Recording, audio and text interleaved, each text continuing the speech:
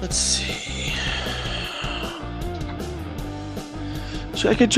Just waiting on Instagram, guys. Give me a second. And here we go. What's up, guys? Welcome in to Sports with Balls. I am your host, Jeff Michael. Yeah. I can't hear the music. I think you guys can. Sometimes that happens. I hate it when it does, but it is what it is. Hope you guys are having a good week. Happy Friday. Lots going on in the sports world. As always, we went over the trade deadline on Wednesday. Not going to get into that. We will get into that incredible Thursday night football game last night. College basketball has kicked off now. NHL is playing. NBA is playing. The only thing that's not is MLB. Probably stay away from that, guys. Not going to lie. There's not a ton of Major League Baseball stuff I want to get into, but Lamar Jackson and Joe Burrow last night. My goodness. Great football game. We're going to do a heavy dive into that probably. Maybe get into some college basketball rankings. Go over the NCAA games in football this weekend. There are some good ones. And by the way, I'm 1 for 1 so far in my, 8-leg parlay, because I did pick the Bengals last night. But as always, let's get going with today's holidays. And today is November the 8th, National Steam Day, Steam Day, whatever that is. International Day of Radiology. Cook something bold and pungent. No, thank you. No, I'm all right with that. I had breakfast tacos this morning with bacon. That was not old and pungent. National Cappuccino Day. National Ashley Day. That's special to somebody I know. National Ashley Day. National Harvey Wallbanger, National Leon Day, Harvey Wallbanger Day, by the way. Parent as Teachers Day. That's not me. Even trying to do my child's homework right now, pain in the ass. Talk Money Day, World Pianist Day, World Radiology, World Town Planning Day. If you live in a town. Bobby Bowden's birthday. There you go, Bobby Bowden. We got any more athletes? Gordon Ramsay, it's his birthday. No, that'll do it. That will do it. There's your national holidays of the day. Do what you want with those. All right. Welcome in those of you all tuning in live from Instagram, Twitter, Facebook. Leave a comment. I will get to them as soon as I can.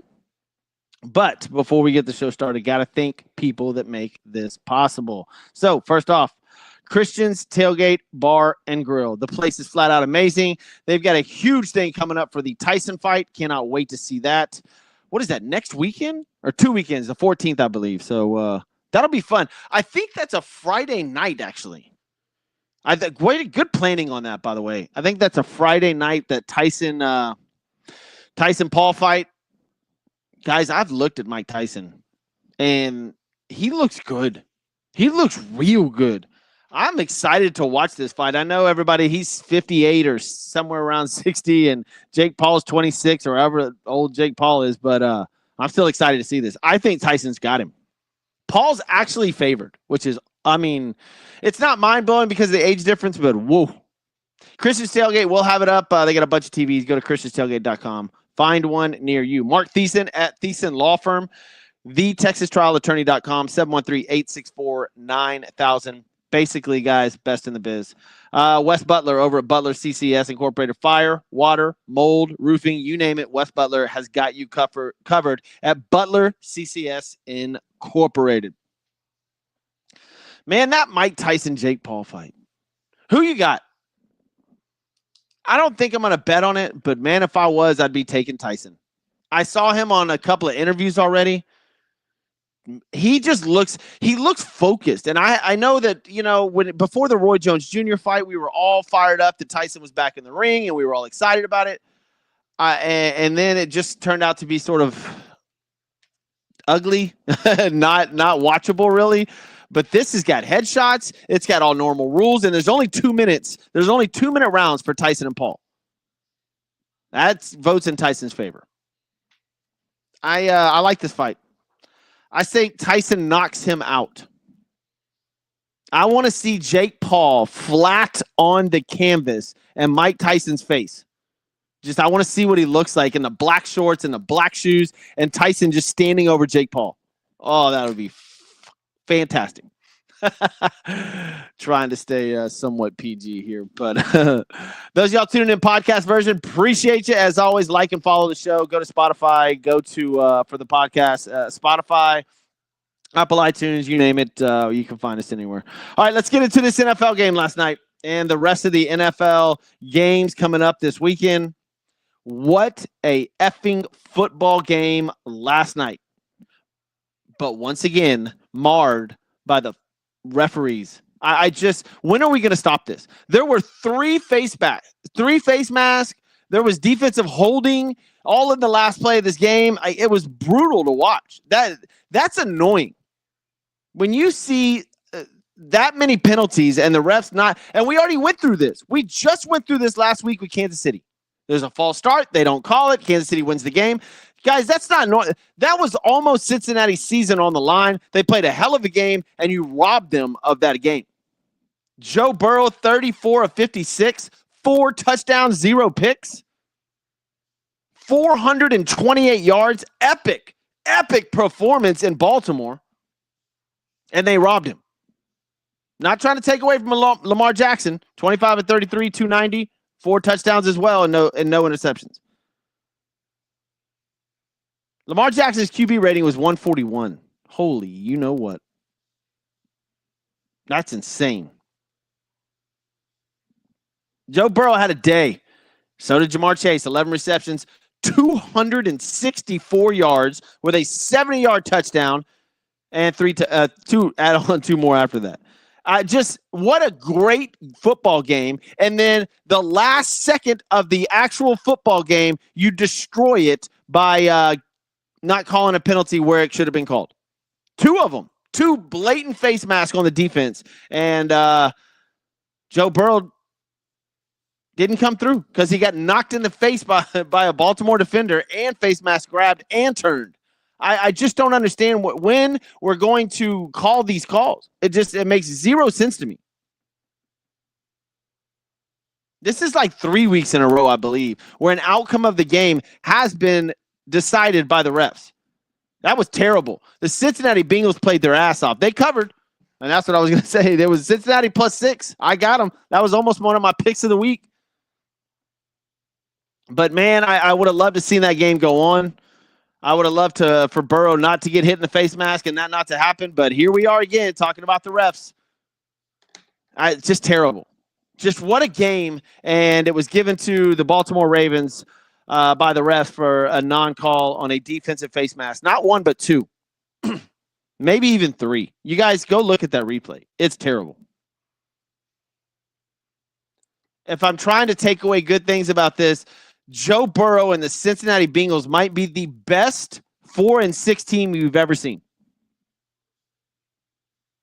It's phenomenal. It's absolutely ridiculous what Joe Burrow and the Bengals are doing. Let's do the season on Lamar Jackson right now. This is unbelievable. 69.1% completion percentage. 2,669 yards. He's averaging almost 10 yards a throw, 24 touchdowns, and only 2 interceptions. Folks, that blows away his stats from last year, and he was the MVP. I'm sure he traded all in for a Super Bowl, but right now, Lamar Jackson by far is the MVP. It is unbelievable what he's doing. And he had that incredible run. It's just, it's ridiculous. It's pretty ridiculous what he's doing. And I mean, I'm not even putting in his yards on the ground and the stuff the plays that he makes happen. It's just unbelievable. Now, again, would he change it all for a Super Bowl? 100%. I don't think he wants any more MVP trophies. He'd rather have a Super Bowl. But right now, Lamar Jackson is your MVP of the NFL. It is unbelievable, his stats. 24 touchdowns, 2 picks. 70% completion percentage. 2,669 yards. Damn. The dude is straight up balling. Granted, it helps that he has Mr. Derrick Henry, the king, back there, but I mean, wow. Now, on the flip side of that, Joe Burrow's season stats. 68.7 percentage, basically right there with him. 2,672 yards, almost the exact same yardage as Lamar Jackson. 24 touchdowns, same as Lamar Jackson, but 4 picks instead of 2. Both these guys are, offensive players of the year, MVP candidates, you name it. Joe Burrow and Lamar Jackson are straight up balling. Last night, 428 and 4 touchdowns. Joe Burrow, wow. That is the best 4-6 team I've ever seen. It is unbelievable. If Chase Brown wouldn't have fumbled one time, golly. I love it. I absolutely love it for Joe Burrow. I absolutely love it for Lamar Jackson. I love it for Amazon for Thursday Night Football. They finally got on point. Good for them, man. Good for them. That was a hell of a football game. I just hate it that the refs blew it at the end. That sucks. That absolutely sucks. I mean, look, gambling-wise, that may have covered because if Baltimore goes down there and scores, you may push the game because it was Cincinnati +6, but there you go. The Ravens move on with the victory. Whatever. It is what it is. I'm glad we had a good football game on Thursday Night Football. The over crushed it, by the way. 69 total points in that game. Derrick Henry, under 70 yards. That busted a lot of people's parlays. He only had 68 yards on the ground. Jamar Chase, obviously, 264 receiving. Just an incredible football game. All right, let's move on to Sunday. I told y'all my picks. Broncos +8. I already took the Cincinnati game, so got that one locked in last night. Broncos +8. Atlanta -3, the Falcons. The Tampa Bay Buccaneers +5.5. Vikings -4. Cowboys +7. Lions -3.5 in the Texans game. That's another one that I don't understand how the Houston Texans are going to stop the Detroit Lions. They haven't been able to. And Nico Collins has yet to practice with the Texans. I highly doubt he's coming off IR this week. It doesn't look like it. He's not on the field with them. It's already Friday. I don't see Nico Collins playing with the Texans. That line should jump to 5, maybe even more. How are the Houston Texans going to stop the Detroit Lions? How? They haven't stopped anybody yet. Their defense, their secondary is horrendous. Jared Goff should have a field day in Houston on Sunday night. I'm sorry, Texans fans. This is a little bit of a test. You might move to 6-4 and 4-1 at home. The Lions, 7-1 on the season. Probably, some people say the best team in the NFL. Obviously, the Kansas City Chiefs being undefeated, but a lot of speculation in that room. But I just don't see how the Texans stop the Lions. How is this -3.5? I would say trap game, but I don't believe that at all. I don't know Vegas how they have this as a -3.5 game. I have no idea. The Houston Texans offensive line is horrible on pass protection, and you're going to have to throw the ball in this game. I don't see this being a 13-10 football game. I see it being 40-something to 20-something. The Texans, good luck.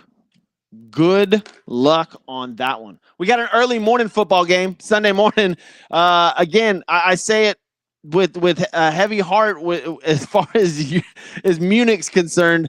The Giants and the Panthers will be entertaining you guys at 8:30 our time. Wow. How does the NFL schedule the Giants and Panthers over there? That is horrible. Horrible.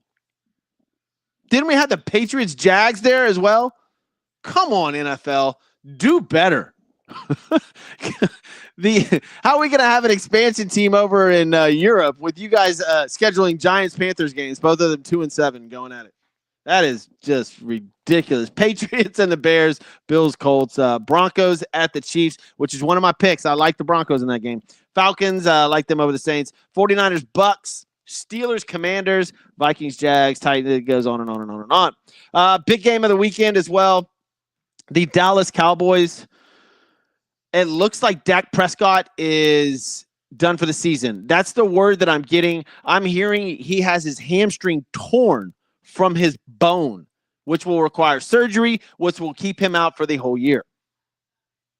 I didn't look from the video. It doesn't look that bad, but reports are saying Dak Prescott is done for the year.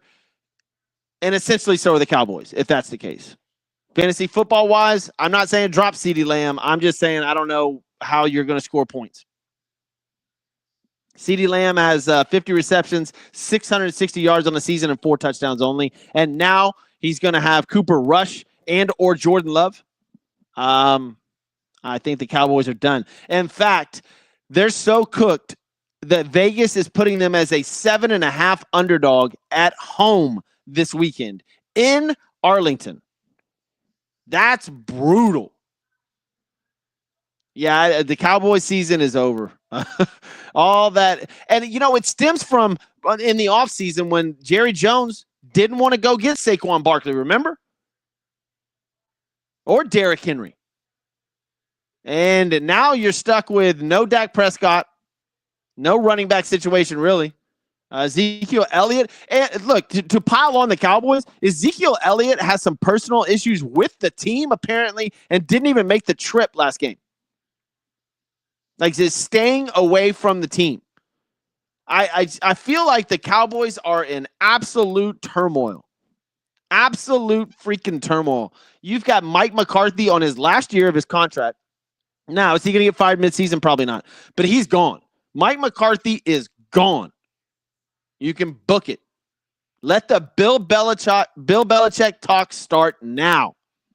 Mike McCarthy, out the game, brother. And I'm not saying that it's a bad thing, but the Cowboys are going to have to re-up. Dak Prescott's gone. They signed him to a long-term Prescott, but he's gone for the year. Seemingly, I'm not saying that. That's not official, but it seems that way, that Dak Prescott's out for the season, and Mike McCarthy is out for the rest of the year. Or, Mike McCarthy be out after the year's over. So, with all that talent, here you go. Should Jerry Jones just relinquish his throne, I guess? His hold on the team? Or is he going to give it one more go at it? Bring in a big name. Bring in big name Bill.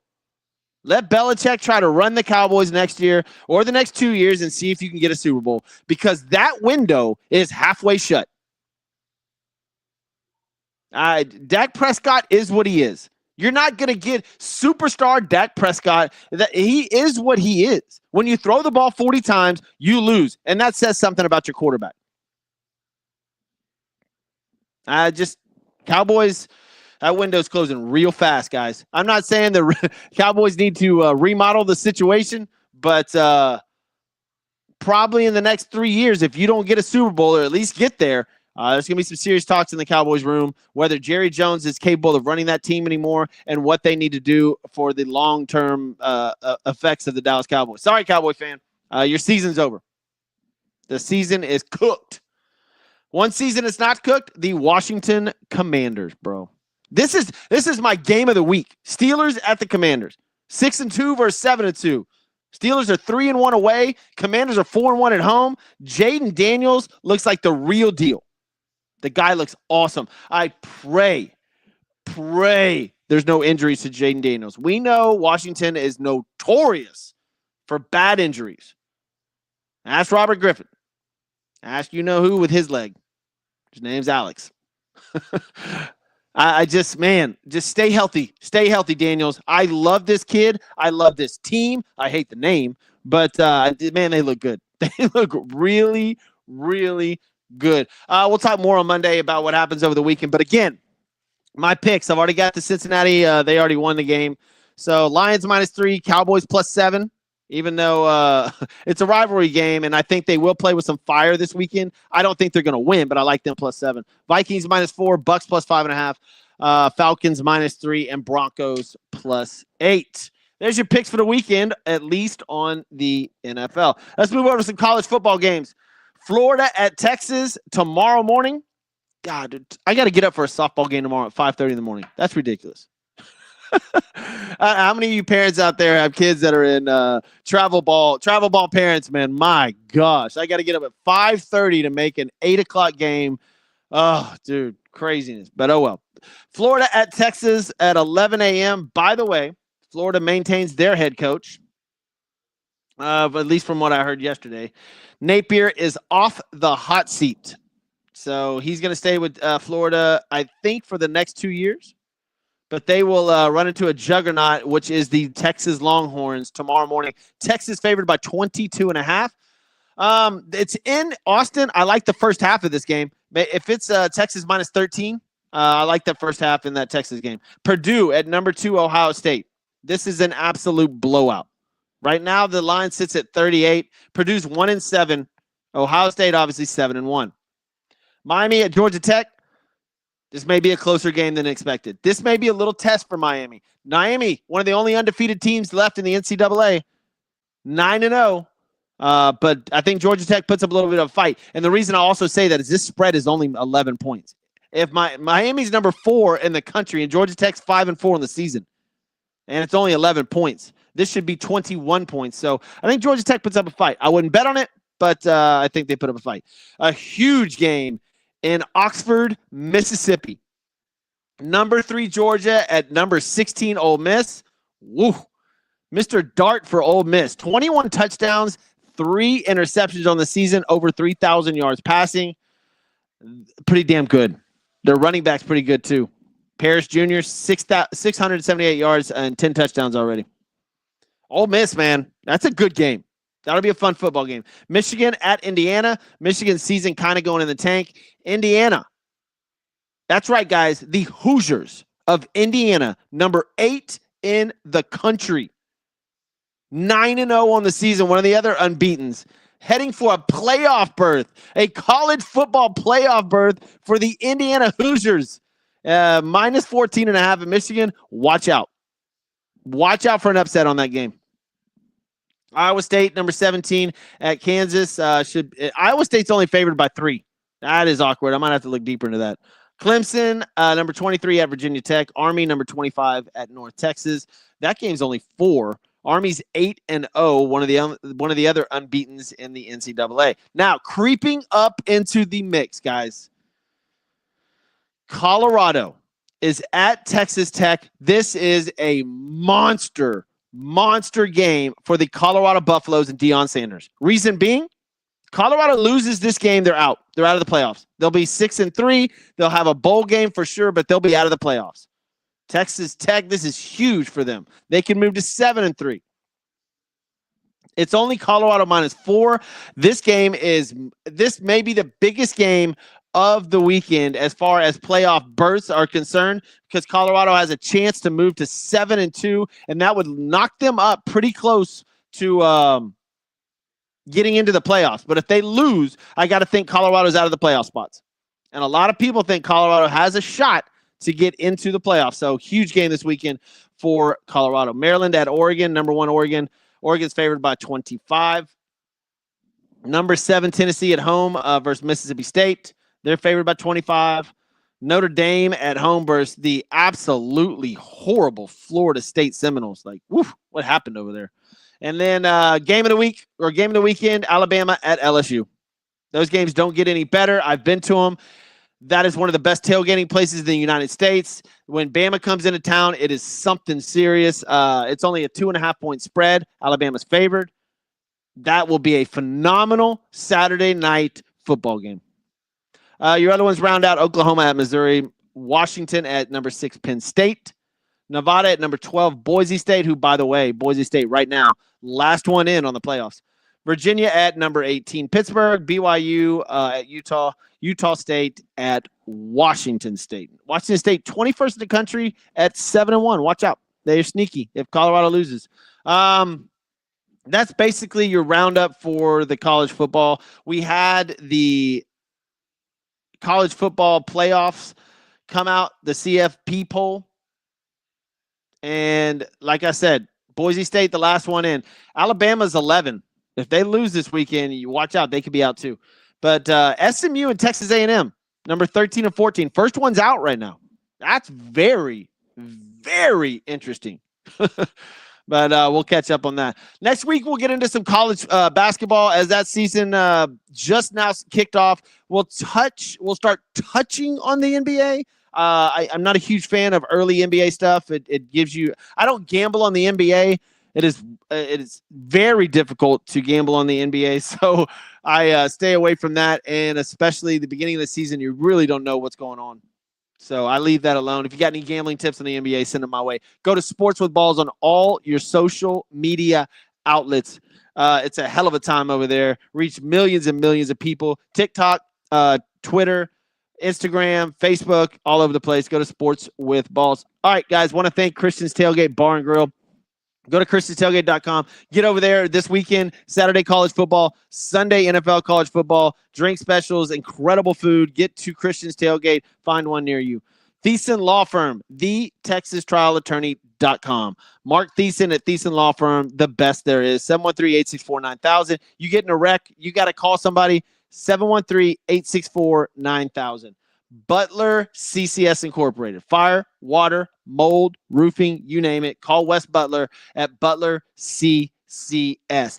My name is Jeff Michael. This is Sports with Balls. Oh, I got one question. What do you think about Bronny going to the G League from a Facebook user? I don't think Bronny should have ever been in the NBA at this early in his early career as an NBA player. Look, LeBron James, that was just a showboat. He wanted to play him in Cleveland in front of all his friends and family. Bronny should be in the G League. He should have stayed in college. But if he's going to be anywhere, it should be the G League. Let's give him a year down there, see what happens, and we'll figure it out. Thank you guys for paying attention to Sports with Balls. I'm Jeff Michael. We'll see you next week.